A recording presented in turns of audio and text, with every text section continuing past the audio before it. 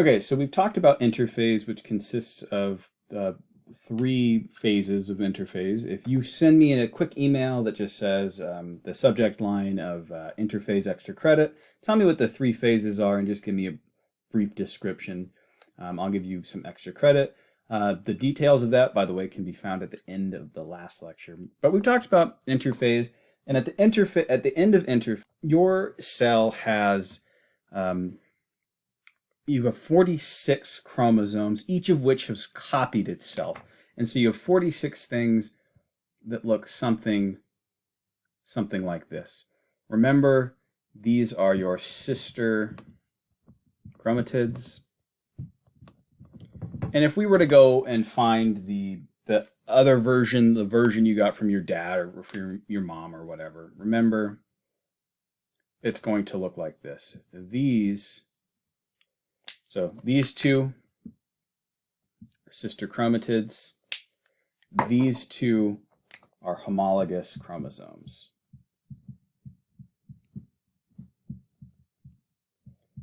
I don't know if you can read that. It says homologous chromosomes, okay? Sister chromatids, homologous chromosomes. Your cell spends most of its time, by the way, in interphase in G1, S, and G2, and only sort of a small portion of it is spent in mitosis. So here is interphase, here is mitosis, but let's look at mitosis because it's really pretty interesting, and let's talk about the steps that are going on there. There are several steps to mitosis, but mitosis begins with a step called, or a phase, you could say, called prophase. First step of mitosis is called prophase. And in prophase, what's going to happen is your chromosomes are going to actually condense. Your chromosomes condense. The nuclear envelope, or the cellular membrane around the nucleus, breaks down.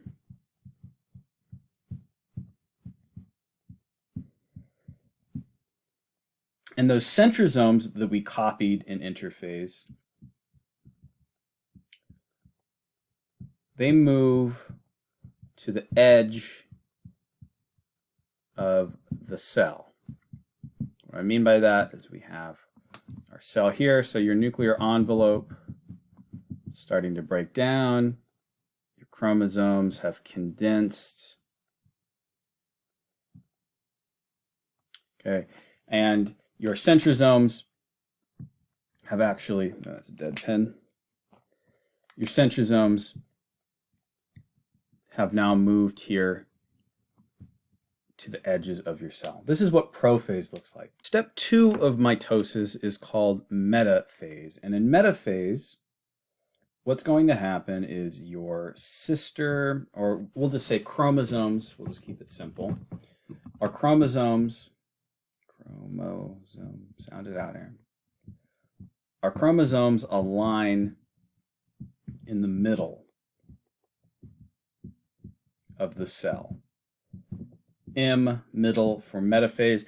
It's also referred to as the metaphase plate, which is terminology I actually prefer because metaphase is involved. So the chromosomes are aligning at the metaphase plate. So let me draw that really fast. I think in the last one I had 4 chromosomes, so we'll draw 4 again. I got ambitious. I'll just go ahead and extend my cell membrane a little bit. Okay, so don't forget, we also have these centrosome things out here at the edges. Those migrated in prophase, you should recall. Get those in frame. Okay, so your chromosomes have lined up in the middle along the metaphase plate, and you should also know that your centrosomes are connected to one another, and they're connected to these chromosomes. Okay, so these are actually, these things are here are what's controlling this process and making sure that it goes sort of as planned. And they're connected via these little ropes called microtubules.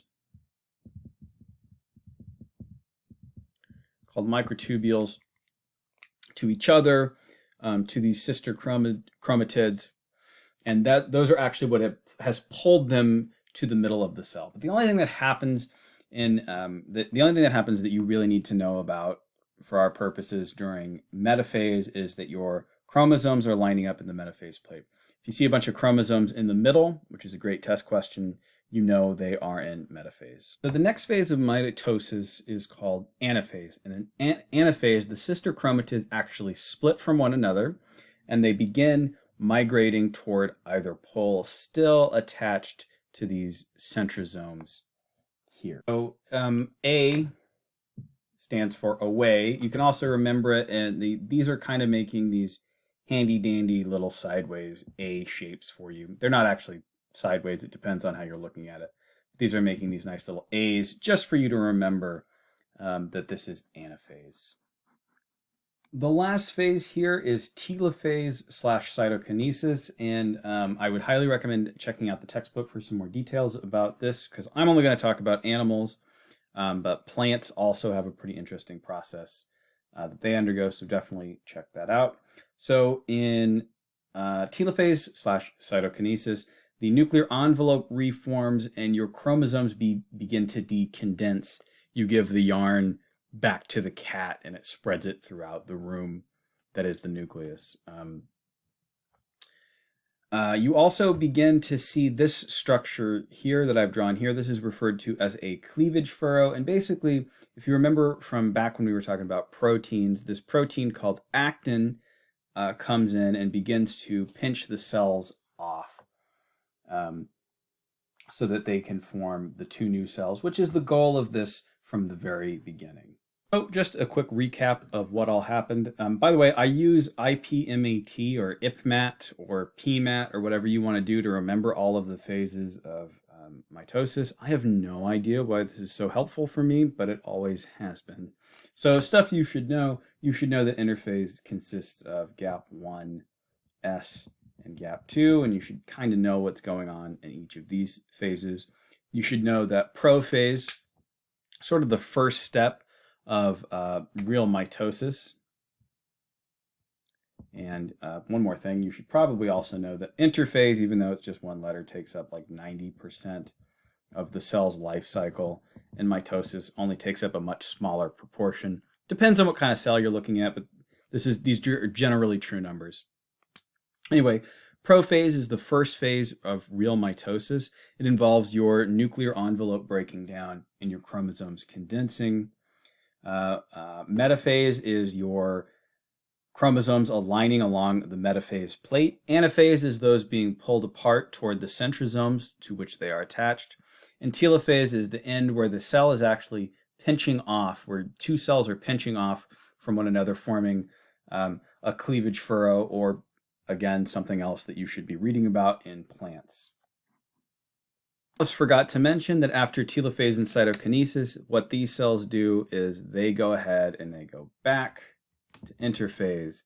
They go back and start over by doing, like I referred to interphase as cell stuff. Instead of now only with one cell in interphase, now you have two cells in interphase, growing and replicating their DNA and so on.